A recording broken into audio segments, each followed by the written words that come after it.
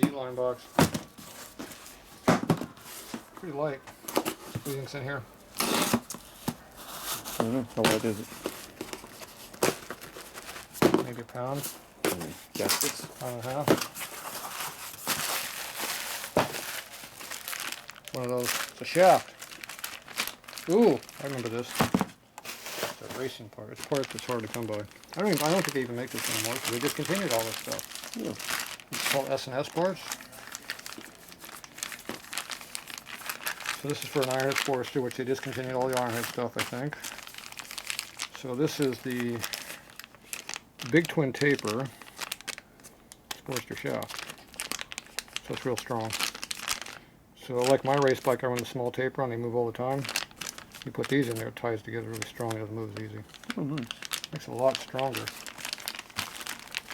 See, that was a 33-2302. See, that's what that was. Perfect. And it was $155.95 whenever they were selling it. Who was selling it for that kind of money? Vendors, SS. It doesn't tell you who was selling, whose label made it. I'm pretty sure they cost more than that. You can't buy them. Even a generic S&S shaft, when they were selling for like $250. Not even a good one.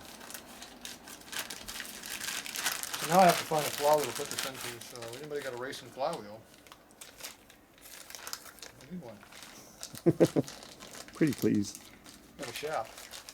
I'm not sure if it's early or late, but I think it's a late shaft because it's got a pretty good stepper out here. So I think this is 77 later shaft, which is good because my bikes are 77 later. At least that's what I prefer to use.